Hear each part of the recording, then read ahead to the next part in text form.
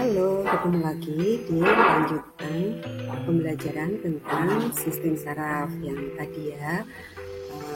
Tadi sudah sampai di pembahasan tentang pembagian sel saraf di dalam tubuh kita. Nah, kita lihat kembali ya pembagian sel saraf di dalam tubuh kita. Nah, sistem saraf dibagi menjadi dua bagian utama, yaitu sistem saraf pusat dan sistem saraf peti. Sistem saraf pusat terdiri atas otak dan sumsum tulang belakang. Sementara sistem saraf peti ini adalah sistem saraf yang keluar dari otak dan keluar dari sumsum tulang belakang. Nah, untuk sistem saraf pusat ini dia akan menerima informasi dari semua bagian tubuh, menganalisis, menyimpan informasi, dan mengirimkan perintah berdasarkan informasi yang diterimanya. Kemudian untuk sistem saraf peti ini nanti akan membawa informasi dari semua bagian tubuh menuju ke sistem saraf pusat dan dari sistem saraf pusat menuju ke berbagai bagian tubuh. Nah, sistem saraf peti ini nanti terbagi menjadi sistem saraf sadar dan sistem saraf tak sadar. Nah, kita bahas untuk sistem saraf pusat terlebih dahulu, yaitu bagian yang pertama, otak. Otak kita ini terdapat di dalam tempurung kepala dan terlindungi oleh tempurung kepala itu ya, seperti yang ada di video ini. Nah, otak kita ini berfungsi menerima rangsang sensori, baik itu dari dalam tubuh kita maupun dari luar tubuh.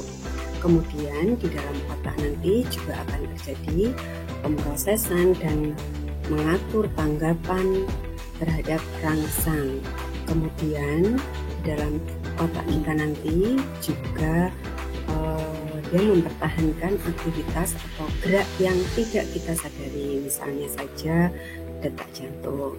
Kemudian fungsi otak yang lainnya yaitu memprakarsai aktivitas yang kita sadari, misalnya berjalan, berbicara, dan seterusnya ya. Kemudian otak kita nanti juga bertanggung jawab terhadap penalaran, pengetahuan, dan juga daya ingat. Nah, otak manusia itu terbagi menjadi 3 bagian, yaitu otak depan, otak tengah, dan otak belakang. Nah, pada bagian otak depan kita itu ada yang namanya otak besar. Nah, bagian otak ini bertanggung jawab terhadap pengaturan semua kegiatan yang kita sadari atau kegiatan yang kita lakukan secara sadar sepenuhnya ya, atas kehendak kita. Kemudian belahan otak besar kita itu sebetulnya terbagi menjadi 2 belahan, yaitu kanan dan kiri. Belahan otak besar bagian kanan itu mengatur fungsi tubuh bagian kiri, sedangkan belahan otak besar bagian kiri itu mengatur fungsi tubuh bagian kanan. Kemudian belahan kiri di otak besar bertanggung jawab terhadap kemampuan matematika dan berbicara. Sementara belahan kanan otak besar kita bertanggung jawab terhadap kemampuan bermusik dan juga artistik. Ayo, siapa di antara kalian yang suka bermusik? Biasanya banyak ya yang suka musik. Nah, kemudian yang berikutnya, pada 90% orang ini belahan otak kirinya itu bertanggung jawab terhadap bahasa dan tulisan serta pengendalian tangan. Nah, sementara sekitar 10% orang pergerakan tangannya itu dikendalikan oleh belahan otak besar, dan mereka yang 10% ini merupakan orang-orang yang bertangan kidal atau pengguna tangan kiri ya. Adakah di antara kalian yang kidal? Nah, itu berarti kalau kidal pergerakan tangannya dikendalikan oleh belahan otak besar ya, bagian kanan. Nah, Sementara itu untuk otak tengah kita ini merupakan pusat pengaturan refleks pendengaran. Nah, misalnya pergerakan kepala untuk menemukan suara, kemudian juga merupakan pusat pengaturan refleks penglihatan yang meliputi pemfokusan objek ketika kita melihat sesuatu. Nah, yang berikutnya adalah otak belakang kita. Nah, otak belakang kita itu tersusun dari otak kecil yang disebut dengan cerebellum ya, dan juga jembatan Faro atau pons Farolli, dan juga sumsum lanjutan atau medulla oblongata. Nah, kemudian otak kecil ini berfungsi mengatur keseimbangan serta posisi tubuh kita. Kemudian otak belakang kita ini juga bersama-sama dengan otak besar ini mengatur gerak otot secara sadar. Nah, yang berikutnya tadi untuk sistem saraf pusat kan ada otak dan sumsum tulang belakang ya. Otaknya sudah kita bahas, sekarang kita bahas ke sumsum tulang belakang atau medulla spinalis. Nah, sumsum tulang belakang ini terletak di dalam rongga sumsum tulang belakang kita, mulai dari tulang leher gitu ya sampai tulang ekor. Nah,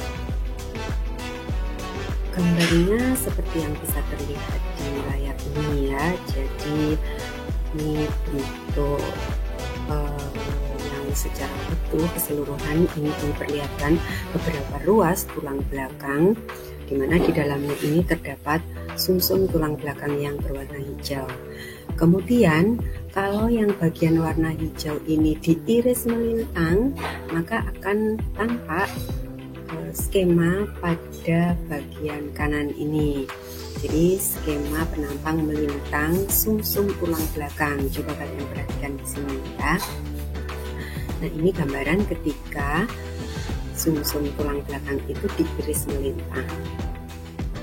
Nanti kalian silakan cocokkan dengan penjelasan yang ada di buku ya.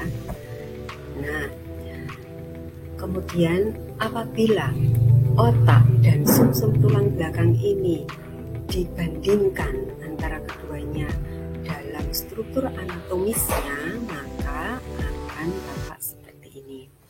Kalau otak ini materi kelabunya itu terletak di bagian luar, sementara materi putihnya terletak di bagian dalam.